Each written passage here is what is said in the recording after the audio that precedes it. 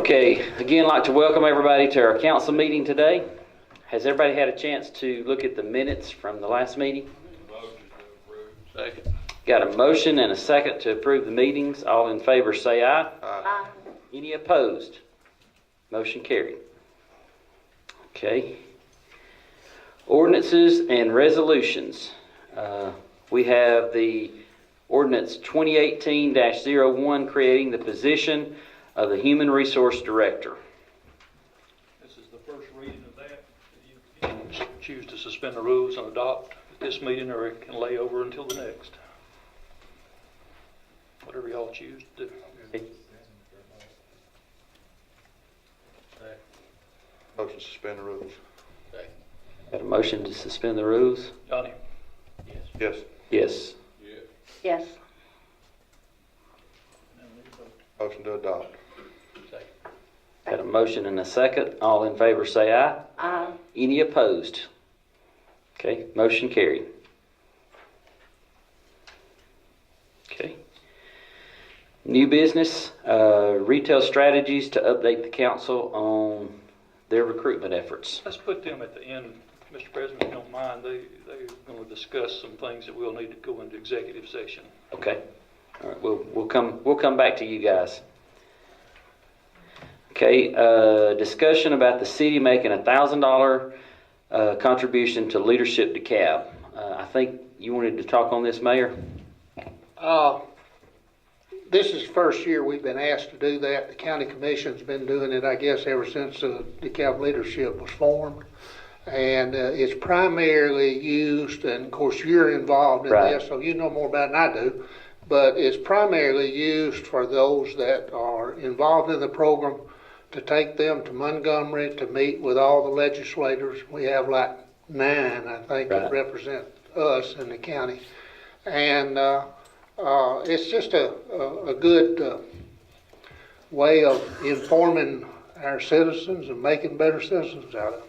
Yeah, this is for a legislative reception that'll be held on that Wednesday night at Montgomery with all the representatives for our area, and it takes quite a bit of money to put that event together.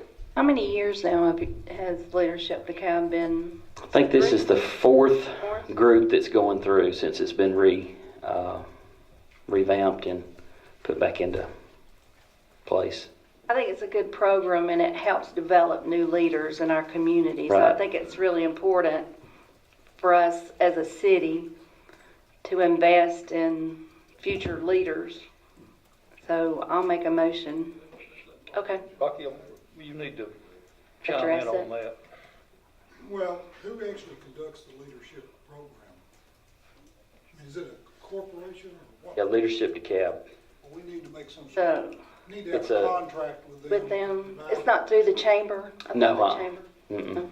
We need to have a contract with them of some sort to provide, that they're gonna provide that service in exchange for that. Rather than- Okay, I thought it was through the We chamber. cannot make a donation, we can employ them or pay them to conduct a service for us. That gives a corresponding obligation to them to carry on the program. And you're right, write us up something fairly quick on that. Of course, we can go ahead and make a commitment to let them know what we're Yeah, doing, but we we can get a contract. just very simple. I just need somebody from that entity to call me and give me the specifics with regard to, is it a corporation or what sort of entity it is, et cetera. Make sure it's an entity that we can. Is that Jason Harper? Yes. Okay, it's a 501c3, I know. Yes, it is. They could act as our liaison or something like it, as long as they provide some service. Services, the city can make a legitimate case that it benefits the city as a whole. Yeah. When is the date of the reception? I believe it's the 14th and 15th of March. It's the state government day for leadership. So if we do it next meeting, it'll be sufficient to get the money to it. Yes. You can go ahead and. We could do that now, contingent on that agreement. Okay, I'll make a motion Second contingent. Lynn's motion contingent on that agreement. Okay, we have a motion and a second contingent on the contract. All in favor say aye. Any opposed? Okay, motion carried. Okay, next is discussion about certain city employees becoming certified as asbestos inspectors. I know we talked about that at the last meeting. Jimmy Gilbreth got some information and some dates and some cost involved. You want to talk about that for a minute? Yeah, let me say a couple of things about this. I spoke with Don Barron this morning. He's the chief of air division with ADM, and I wanted to find out directly from the source whether or not we would be, in some respect, held liable if we don't do it properly or whatever as a city, or have any conflict of interest. And he says no, that a lot of cities are beginning to have one of their employers or one of their employees that is designated as an inspector. More and more cities are having blighting problems and having to take down lots of times just whole subdivisions that were built at a pretty similar time. Like in the larger cities, they come in and build 50 to 75, 80 homes at one time, and well, that whole area may be dilapidated, and so they're having to take them down. But they're real concerned about air quality, and that's why this thing has become such an issue. And he's only been at the department, ADM, for about 2 years, and he's taken a lot stronger stance on this than the previous administration, from what he told me this morning. And of course, we have reference that one small town got fined pretty heavily for burning a building without getting this inspection done, so we don't want to be caught in that same situation. Also, if one of our downtown businesses does major overhaul, we were supposed to inspect that building and properly handle any kind of asbestos that might be in that building. Didn't know that until this morning.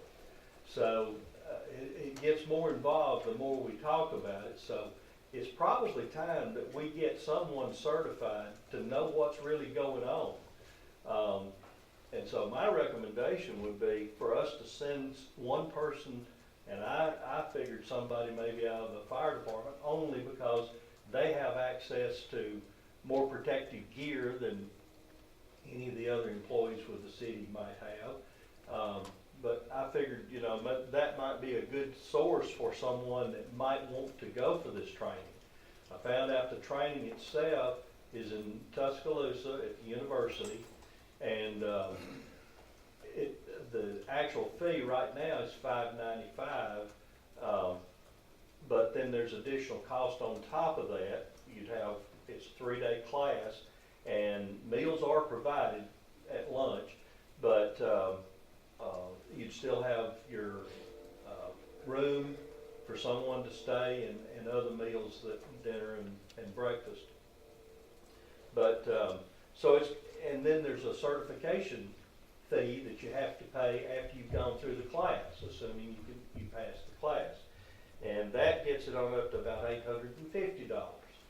And what he told me this morning is that the university is talking about raising the prices for this class in the very near future. And he said it'll probably go to $700 to $800 is his guesstimate. He don't know when that may happen, but he feels like it's going to happen pretty soon. The other thing is each year you have to go back and take a class and be recertified. Currently that class is only a 4-hour class, so it can be done in one day. It too will be at the University of Alabama. I don't know much else to say about this. We've been very fortunate. Like I said, the previous administration wasn't as concerned as this group seems to be about this particular issue, but it may be something that the council wants to take a look at a little closer. This How- is, Next class is February the 19th. And how often do they offer the class? It's hard for me to tell you. The only schedule that's posted on the internet from the university is for the first quarter of the year, so I really don't know. Not one scheduled through April. It would have to be after that, but we don't know when it would be. So kind of surprised me how quickly it's coming up. Yeah. this is just to recognize the hazards. This doesn't This give is- you this the is- ability to mitigate. This is just to recognize and note the hazards. That's That's all correct. we would be able to do. Say, yeah, we got a problem. That's Yeah. right. Well, what you have to do is take samples, and those samples have to be sent to a certified lab and get reports back from those samples.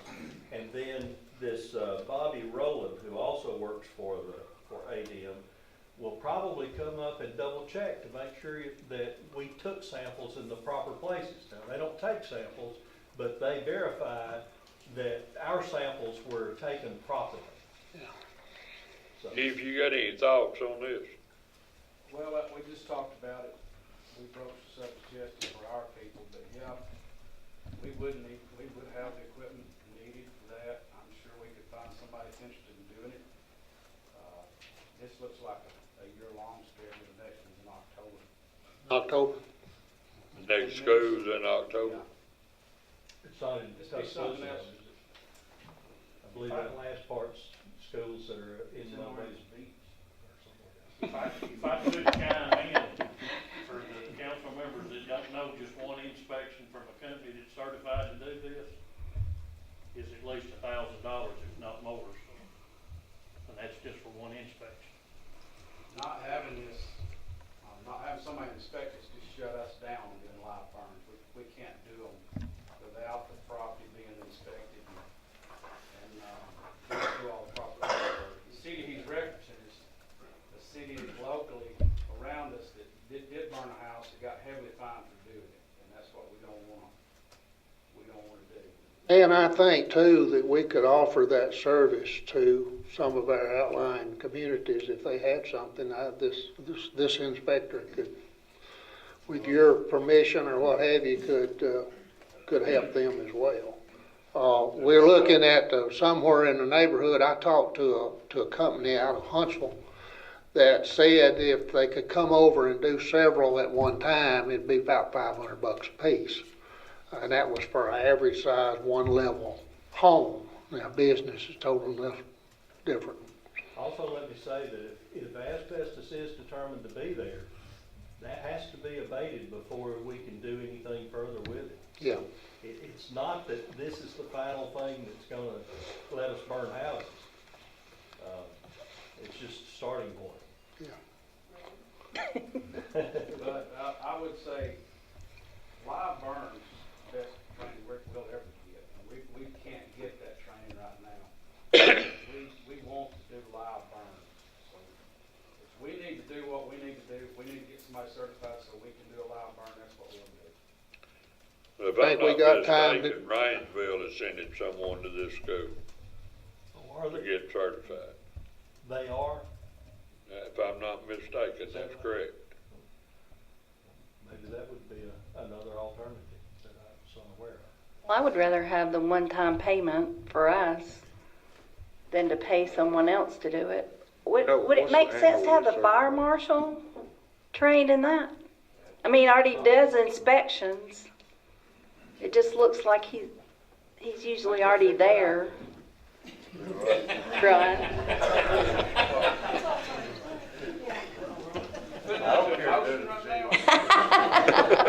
I nominate Ron Safe-Right.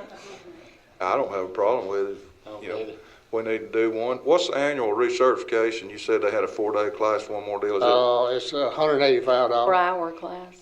I don't have a problem with sending someone, and I'll make a motion. I'll second it. Someone to do the next class. Whoever Chief Fisher decides on sending. Needs to be somebody that's not fixing to retire. Yeah. Yeah, so we have a motion and a second on the floor to send someone at Don Fisher's discretion through this class. And I think the fire department ought to be the one in charge of all the inspections. In conjunction with inspections. I mean, I talked with Jimmy, it would be better for us if we had two certified.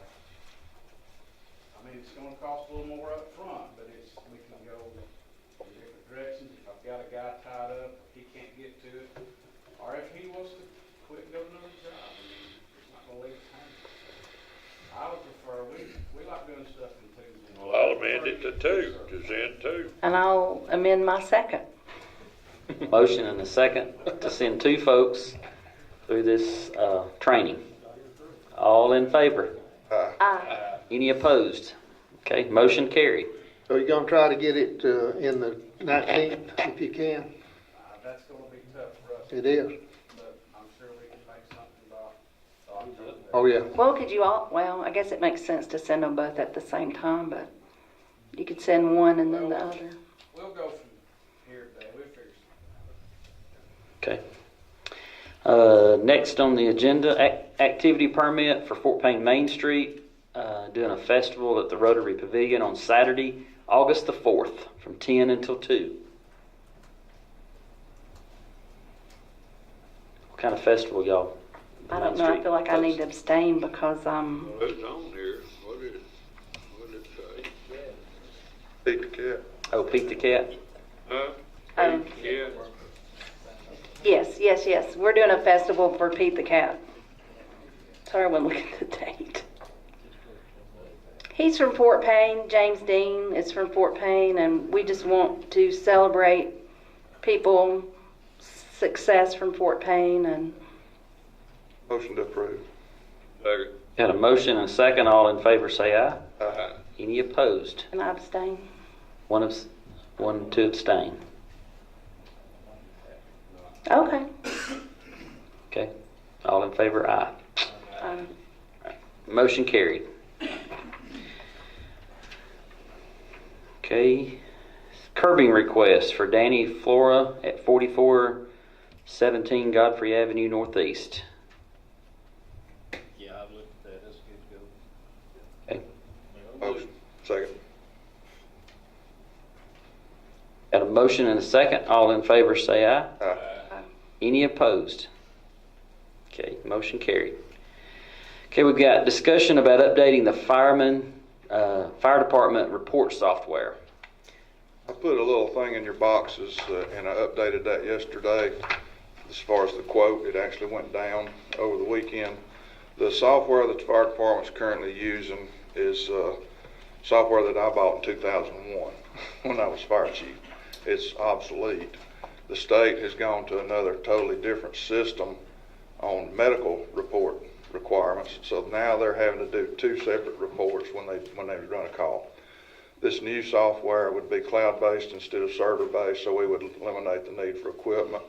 Eric's looked at this and he recommends that we go to this as being the IT guy. The recommendations of the chief, assistant chief, and the training guy are all that we go with this product. It has been checked out. It's in service in other places around here. The closest one to us, I think, is Gunnersville. And so they're using it. So I would make a recommendation that we change over to the software, but it's going to require a budget amendment of about a little over $8,000 for this year, because they changed it on us January 1 without letting us really know what was going to happen. So it would require a budget adjustment. So that'd be my recommendation. Need a motion? I'll make that motion. I'll second. Okay, got a motion and a second. All in favor say aye. Aye. Any opposed? Okay, motion carried. Okay, next, discussion about allowing weather instruments to be placed on landfill property. I got a phone call yesterday from a gentleman from the University of Mississippi, and in conjunction with NOAA, they had identified Tornado Alley, I guess for lack of a better word, and surprise, surprise, we're in Tornado Alley. And they have devices they put out that monitor low frequency sound. This is just a study device. It's not a warning or anything like that. It's just something they carry back for studies, and it's tied in with Google Maps, and they've identified property that is the landfill property up on the north end of it. And as I was talking to the gentleman, the mayor came in, and the guy from Mississippi sent us the, the maps and the paperwork and, the description of the devices. And I told him we would talk about it today and I'd get back with him. Patrick hadn't had time to talk to you, do you? As long as it's not gonna be in the way, I don't see why. It requires 100 yards. Now, there's just, it's two arrays of devices, 100 yards apart, but it doesn't forbid you from using the area in The north between. side, if it's on the far north side, we're not using that part right now anyway, so Okay. it shouldn't be in the way. Right at the end of the dirt road. Oh. Trail, whichever one. Okay, yeah. But if we ever want to do more with that trail, we need to just make sure it's not in the way of that. Gone in Temporary. 3 Oh, months. it's temporary, Yeah. okay. Your tornado season. Yeah, they're gonna do a spring study, I think. Okay. And then it'll be gone. I thought it was permanent. See a problem with it, so Second. Got a motion and a second to allow it. All in favor say aye. Aye. Any opposed? Okay, motion carried.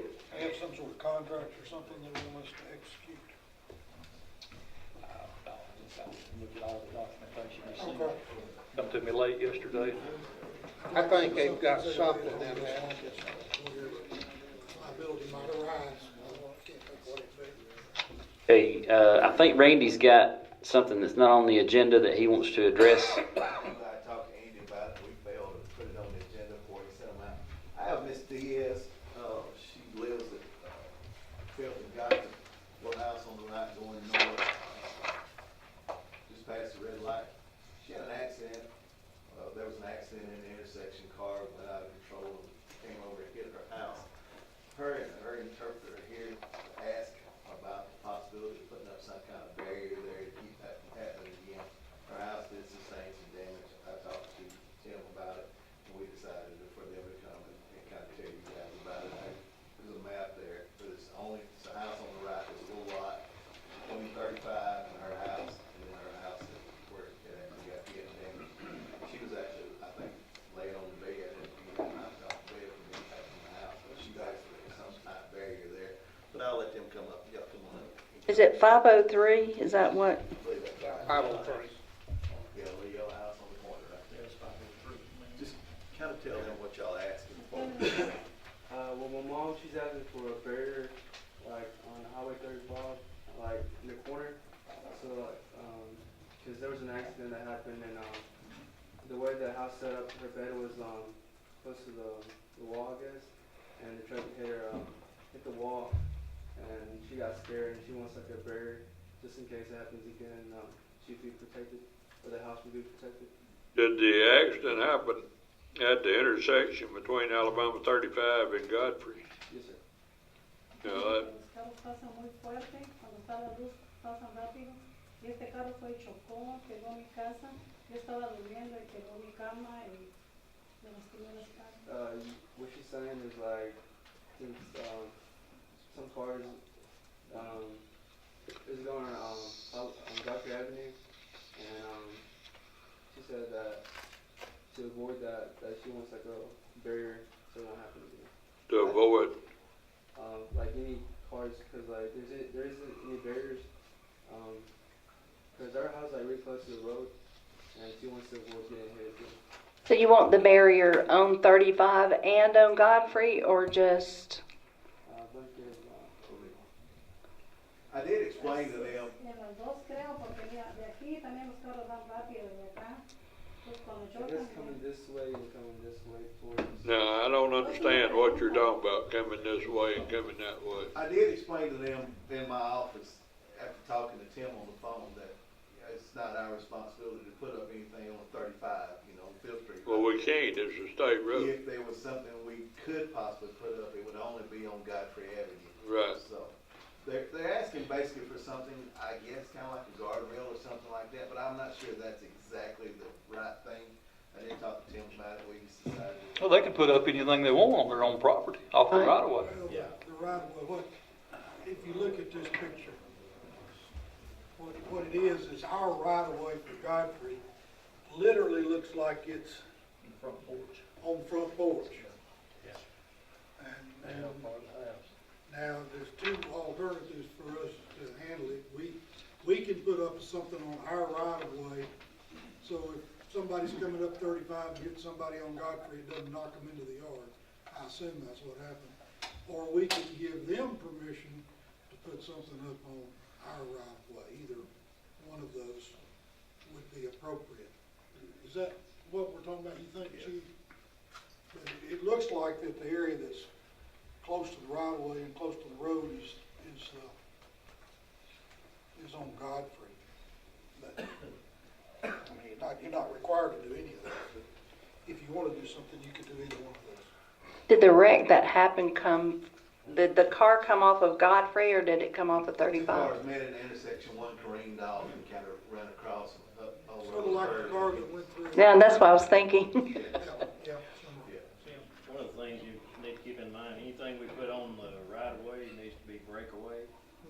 The only thing would be the center posts on the guardrail don't have to be, but anything else has to be breakaway so that cars can go over it. But anything that we put on the right of way, we're gonna be responsible for. So That's correct. also keep in mind that there's probably 100 intersections similar to this. Right. It may be Opening up. But, yeah, on this one, if they wanted to build a wall on their property, that right away on that GIS it's actually a little further to the street than what it's showing. All right. Because it goes out to the center of that tree that's out there, it's the measurement where it comes from. Okay. So it's a little bit, they've got enough room to put something, and if they put it on their side, there's no liability for us, but if we put it on our side, the liability is on the city. It's gotta be breakaway, that don't help. So if we give them permission to put something on our right of way, we're still liable. Okay. But they can put it on their own property, Right, correct? yes. And if they hit it on their own property, they have to hire Rocky to determine whose fault there. But on our side, the only thing that's exempt is gonna be the center posts on the guardrails and both on our posts. Other than that, everything else has to be breakaway.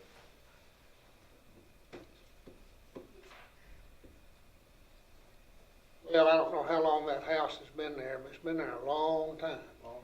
And I can't recall that ever happening before. That's not gonna say it don't happen next week, but, the odds are definitely in favor that it not happening.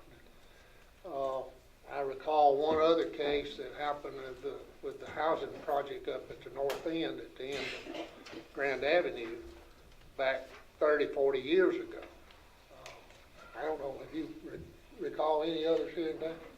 I would say the odds of it happening is going to be very, very minor. The expense of putting something up that would do some good is really questionable. I don't know that we put anything up that would do any good, to amount to anything. And I frankly don't think you want something in the front of your house along Godfrey Avenue. I don't think that's the problem. From my standpoint, I just don't see anything that we can reasonably do. Well, I don't have a problem, we need to approve them, putting up something. If they want to On put their something own on their own property. property, No. They got the right. I don't have a problem. Do you understand what breakaway means in terms of what he was speaking about? a guardrail. If the car hit it, it has to brake so that it doesn't just stop the car and injure the people in the car. So anything we could legally put up is probably not gonna help her a whole lot. Right. Just so you understand that. Digo que puedo poner, no puede ser digamos una pared puede ser como algo que se puede pegar, pero no para el carro, no va como para.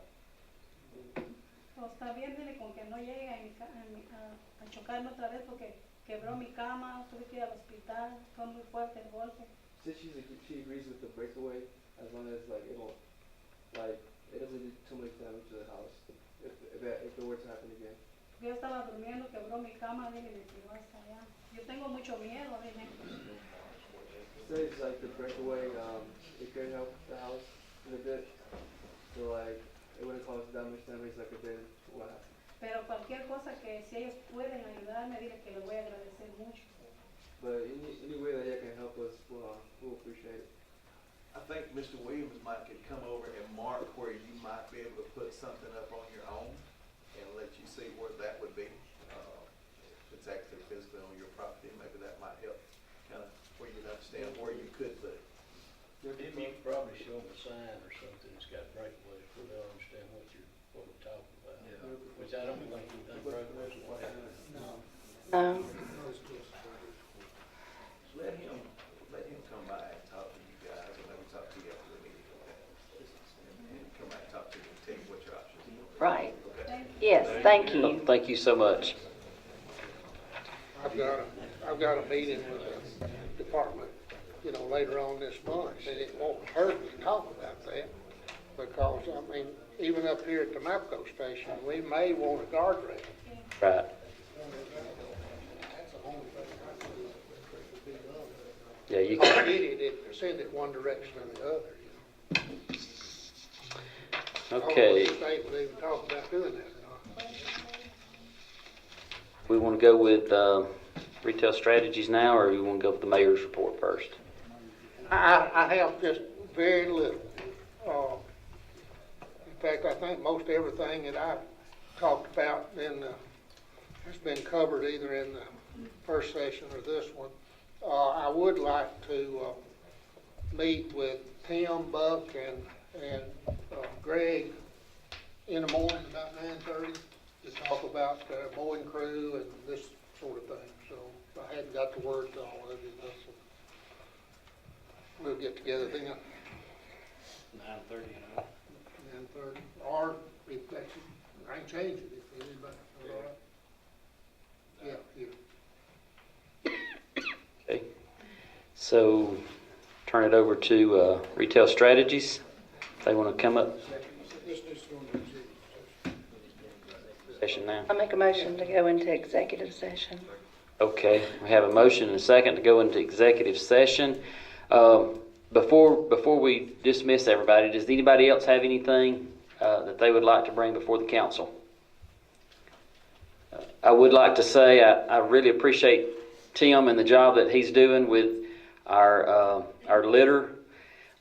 You're going to be hearing more about these things coming up in the next few weeks. We want to get a plan together to clean up our area, and as everybody would say or agree, it's probably more litter than we've seen in a while. I don't know what that reason is, but I know that his crews have been out picking up trash, and I really appreciate that, and I just encourage you all to get on board with this.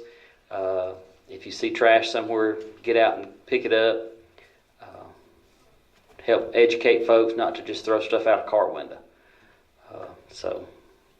Because together we can clean this place up.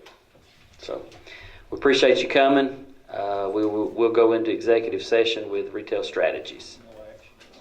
And no action will be taken after the executive session. Oh, the 13th. Oh, yes. Monday, we will be meeting with the Fort Payne School Board at 12 o'clock and here at City Hall to talk about future plans. And then Tuesday at 5:30, everybody is welcome to come to our strategic plan meeting that Tony Rentas put together, to be there to see, the unveiling of this plan and see some of the direction. This is a public involvement meeting. We want everybody there. Bring your ideas, see what we've been talking about the past few months, and get some ideas out there and get some talking. And by no means is this a set in stone plan. It is a starting place that we see the direction of Fort Payne going in the next few years. So we encourage you to be there. What time is that school board meeting? 12 o'clock. Yes, ma'am. When you had asked about anything, can I ask about a previous thing that had been discussed at council a couple months ago? Sure. Has there been any further discussion in regards to a leash law? there's state legislation being proposed and discussed, which would take precedent over anything we did. So basically, we're waiting to see what the state legislature does with the law, and then we can take it. And what I've seen, it would be much more stringent than anything we could probably pass. So we're waiting to see what state law does with that. Because most of what I've read in regards to what the state is doing is also, again, after the fact versus proactively doing something. We're going to look and see what's done with that, and then we'll take a look at our loose law. Thank you. Okay. Anyone else? Okay. Thank you all for coming, and we will consider ourselves in executive session with retail strategies.